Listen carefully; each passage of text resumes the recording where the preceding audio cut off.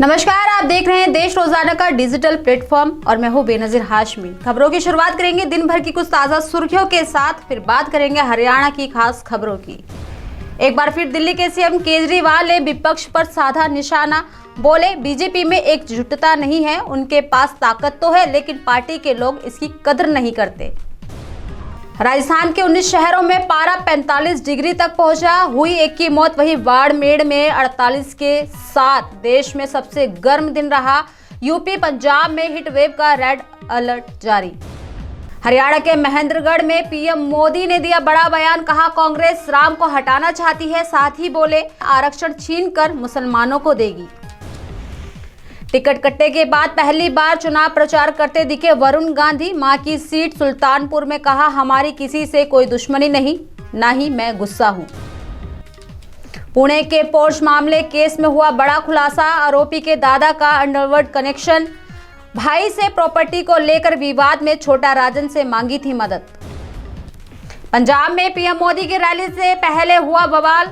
बता दें, पुलिस ने किसानों को घेरा, पटियाला राजपुरा हाईवे किया गया बंद। ईरानी राष्ट्रपति रईसी का हुआ अंतिम संस्कार। मशहद पहुंचा पार्थिव शरीर। भारत के उपराष्ट्रपति जगदीप धनखड़ समेत 68 देशों के नेता रहे मौजूद। हीटवेव से बांग्लादेश, थाईलैंड में हुई 30 लोगों की मौत। भारत समेत 7 देशों का तापमान 45 डिग्री तक पहुंचा। पाकिस्तान में भी परीक्षाओं की तारीखें आगे बढ़ा दी गई। बात करें शेयर बाजार की तो ऑल टाइम हाई पर शेयर बाजार रहा। वहीं सेंसेक्स ने 75,499 और निफ्टी ने 22,993 का लेवल छुआ। बैंक और ऑटो शेयर चढ़े। तो ये थी दिन भर की कुछ ताजा सुर्खियां। अब बात करते हैं हरियाणा की खास खबरों की। लोकसभा चुनाव के लिए हरियाणा में प्रचार का आज अंतिम दिन रहा। वहीं इसी कड़ी में महेंद्रगढ़ में प्रधानमंत्री नरेंद्र मोदी बाबा जयराम दास की तपोभूमि गांव पाली में भाजपा की विजय संकल्प रैली में पहुंचे। दरअसल वही प्रत्याशियों के साथ भाजपा के नेताओं ने पूरी ताकत झोंक दी।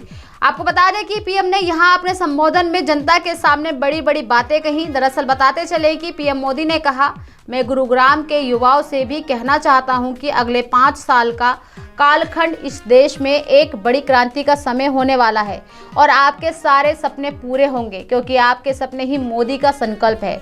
साथ ही कहा कि बीते 10 सालों में हमने कांग्रेस के पाप धोने में बहुत मेहनत की है। आज हरियाणा में आधुनिक हाईवे और एक्सप्रेसवे बन रहे हैं। अब ना दिल्ली दूर है और ना ही चंडीगढ़ दूर है। वहीं कांग्रेस पे तंज कसते हुए पीएम ने कहा कि कांग्रेस के विश्वासघात का भुक्तभोगी तो हरियाणा का किसान भी रहा है। यहाँ कांग्रेस ने किसानों के लिए सिंचाई के पानी तक का इंतजाम नहीं किया। हम नहरों को जोड़कर यहाँ तक पानी पहुँचा रहे हैं। हमारी सरकार हरियाणा में 14 फसलों को एमएसपी पर खरीद रही है। आज हरियाणा में लोकसभा चुनाव के अंतिम दिन के चलते वहीं जहां आज सिरसा में श्याम बगीची के सामने से प्रियंका का रोड शो शुरू होकर बाजारों के बीच से होता हुआ सागवान चौक पर जाकर संपन्न हुआ। दरअसल कांग्रेस की प्रत्याशी कुमारी शैलजा के लिए प्रचार करने के लिए वीरवार को प्रियंका रोड शो के लिए पहुंची। वहीं चुनाव प्रचार थमने से कुछ घंटे पहले हुए इस रोड शो में कांग्रेस ने अपना शक्ति प्रदर्शन दिखाया। इस दौरान भले ही पूर्व मुख्यमंत्री भूपेंद्र सिंह हुड्डा, रणदीप सिंह सुरजेवाला नहीं आए, लेकिन हौसला बढ़ाने के लिए हुड्डा गुट से विधायक अमित सिहाग व उनके पिता डॉक्टर केवी सिंह पहुंचे। वहीं एसआर के गुट से किरण चौधरी विशेष रूप से कुमारी शैलजा को ताकत देने के लिए पहुंची। 25 मई को हरियाणा में लोकसभा मतदान होने हैं, जिसको लेकर फरीदाबाद जिला निर्वाचन अधिकारी एवं उपायुक्त विक्रम सिंह ने एक प्रेस वार्ता का आयोजन किया, जिसमें फरीदाबाद में चुनाव को लेकर हुई तैयारियों के बारे में बताया। साथ ही जनता से मतदान डालने की अपील की। साथ ही कहा कि फरीदाबाद लोकसभा क्षेत्र के करीब 24,30,212 मतदाता लोकसभा चुनाव में मतदान करेंगे। इसके लिए फरीदाबाद जिला में 1572, पलवल की 3 विधानसभाओं के लिए 702 पोलिंग बूथ स्थापित किए गए हैं। सुचारू रूप से मतदान संपन्न करवाने के लिए पोलिंग पार्टियों में लगभग 17,000 कर्मचारियों की ड्यूटी लगाई गई है। देखिए एक खास रिपोर्ट। ईवीएम की मूवमेंट के लिए 1-2 सवाल आपने पूछे भी हैं। ईवीएम की मूवमेंट के लिए जब हम एक जगह से दूसरी जगह लेके जा रहे हैं तो जीपीएस फिटेड व्हीकल में लेके जा रहे हैं, चाहे वो पोलिंग पार्टी लेके जाए या सेक्टर सुपरवाइजर लेके जाए। तो ये 2 लोग लेके जा सकते हैं। साथ ही कंसर्न ARO जिसकी ड्यूटी लगाए, परंतु वो GPS फिटेड व्हीकल ही होगा। तो वो पोलिंग स्टेशन पे अपने लेके जाएंगे सुबह पोलिंग पार्टी, और शाम को रिसीविंग सेंटर पे लाके जमा करेंगे। साथ ही जो हमारे सेक्टर सुपरवाइजर हैं वो डिस्पैच सेंटर से रिसीव करेंगे सुबह, और शाम को सेक्टर 12 के वेयर हाउस में लाके जमा करेंगे। तो वो दो अलग अलग चीज़ें हैं। कई बार कोई वीडियो सर्कुलेट हो जाती है या कोई मैसेज ऐसा हो जाता है कि भाई EVM रिसीविंग सेंटर पे जमा ना होने के बजाय यहाँ पे 12 सेक्टर आ रही हैं, तो वो रिजर्व वाली या फिर जो खराब EVM हो गई तो वो यहाँ पे आएंगी। पोल खत्म होने के बाद में सेक्टर सुपरवाइजर यहाँ पे लाके जमा करेंगे। तो ये चीज़ आप भी और आगे भी आप एक बारी ये मैसेज कम्युनिकेट करवा दीजिएगा। तो इसमें कोई डाउट की या कोई शंका की कोई बात नहीं रह जानी चाहिए कि कुछ EVM यहाँ पे आई हैं। वो क्लियर है, हमने सभी कैंडिडेट्स को भी बता रखा है, राइटिंग में उनको दे रखा है कि रिजर्व वाली या फिर खराब वाली मॉक पोल से पहले जो खराब हो जाती हैं वो EVM हम यहाँ पे लाके जमा करेंगे। आप वोट डालने को लगातार प्रेरित भी कर रहे हैं और एक एक वोट की कीमत भी है, आप अपना वोट कहाँ डालेंगे?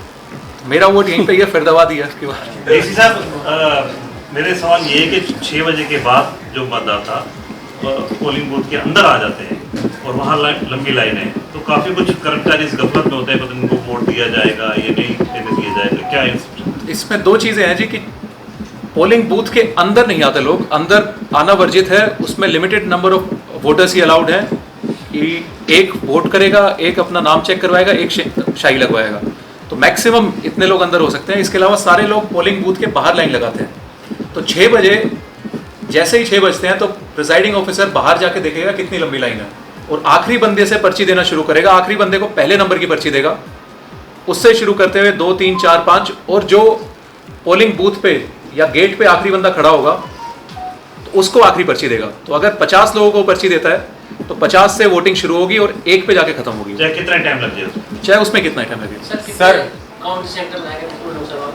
काउंटिंग सेंटर 6 हमने यहाँ पे फरीदाबाद में बनाया है और असेंबली सेगमेंट वाइज 3 वहाँ पे हैं, वो एक ही लोकेशन पे है पलवल में।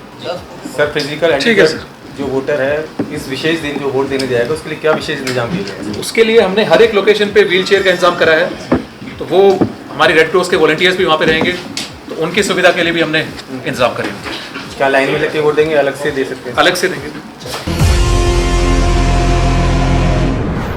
हरियाणा में चुनाव प्रचार के अंतिम दिन स्टार प्रचारकों ने ताबड़तोड़ रैलियां की। वहीं इस कड़ी में कांग्रेस की राष्ट्रीय महासचिव प्रियंका गांधी ने सिरसा में रोड शो करने के बाद पानीपत में न्याय संकल्प रैली को संबोधित किया। दरअसल बता दें कि कांग्रेस की राष्ट्रीय महासचिव प्रियंका गांधी ने पानीपत की धरती से मजदूर से लेकर महिला, युवा, किसान और व्यापारी को साधा। उन्होंने अपने 36 मिनट के भाषण में प्रधानमंत्री नरेंद्र मोदी पर जमकर हमला किया और उनको किसानों और युवाओं का विरोधी बताया। प्रियंका गांधी ने कहा कि देश में इंडिया गठबंधन की सरकार आती है तो किसान का MSP का कानून बनाया जाएगा, उनको MSP का कानूनी अधिकार रहेगा, खेती के सामान पर GST को हटा दिया जाएगा, कर्ज माफी के लिए आयोग बनाया जाएगा, यहाँ हर सुविधा किसान ले सकेंगे। बताते चले कि उन्होंने कहा कि किसानों को फसल नुकसान का मुआवजा 30 दिन में मिल जाएगा। उन्होंने साथ ही कहा कि परिवार की सबसे बड़ी महिला के खाते में हर महीने 85,000 रुपये पहुंचेंगे। कांग्रेस की कर्नाटक और तेलंगाना सरकार ऐसे पहले कर रही है। दोनों प्रदेशों में हर महीने 2,000 रुपये महिलाओं के खाते में आ रहे हैं। तो ये थी दिन भर की कुछ ताज़ा सुर्खियों के साथ हरियाणा की खास खबरें। कल फिर होगी मुलाकात ऐसी ही कुछ खास खबरों के साथ। तब तक के लिए बने रहिए हमारे साथ और देखते रहिए देश रोजाना। नमस्कार।